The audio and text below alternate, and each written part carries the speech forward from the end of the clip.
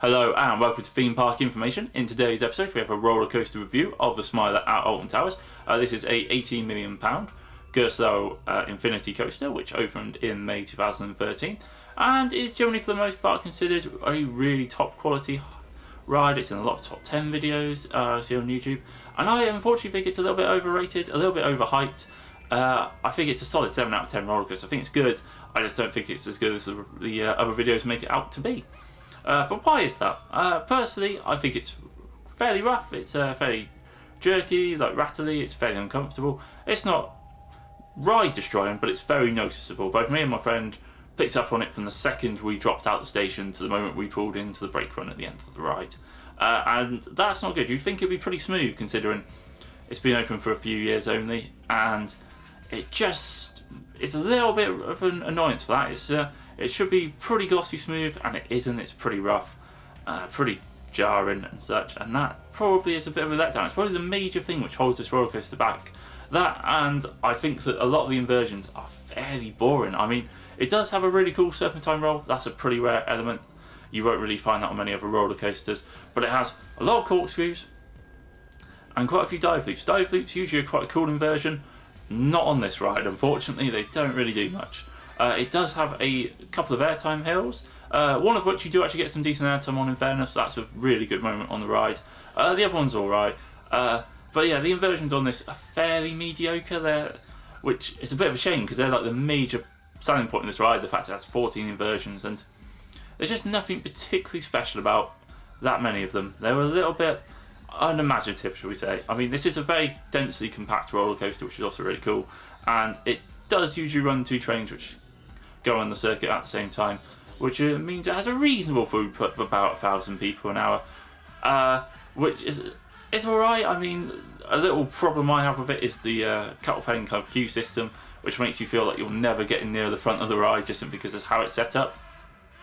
But that being said, it does pretty much go under the ride. You have lots of really cool close calls of the coaster, you get lots of really cool footage, and it makes you feel like you're literally right next to it. You can almost reach out and touch it, and that's a really cool experience and feeling. I like being able to get really up close and personal with any of the roller coasters. It makes it a lot easier to take photos. It makes it pretty intense, pretty exciting. Apparently it's meant to be better if you can see and walk around the coaster before you go on it. So it works nicely in that regard. The music I do have a bit of a problem with because the soundtrack isn't long enough. It's about 3.5 minutes, the underscore music they did for it.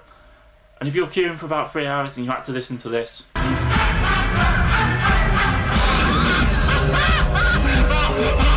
it would probably drive you mad after 3 hours, wouldn't it? It's probably could do with being modified and changed, unfortunately.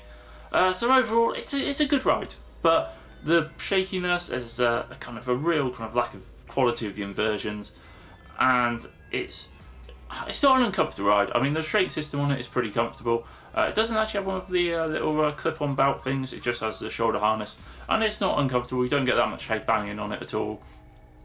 But it could just be a little bit smoother, the track layout. And also the station when you exit, that's pretty cool, the effects of the lights, because it actually looks really plain when you first get in there until the train dispatch. It's like, oh, it's actually pretty cool. It also has to be said, the way you leave from the ride is actually pretty cool, because you feel like you're literally just walking straight under it, which is pretty cool. It's a good ride. I mean, I said earlier 7 out of 10. I think a 7 out of 10 is a very fair score for it. It's not bad, it's just not world class. It's a good ride. It's worth about a 45-minute queue for it. If it's longer than that, I would just leave it till the queue dies down, personally. It's a great ride for Fastpass as well. I'd recommend Fastpass for it.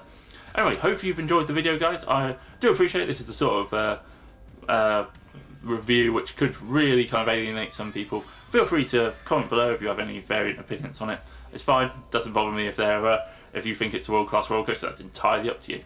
And hopefully you've enjoyed the video though, and like, comment and subscribe to Theme Park Information. Catch you guys later.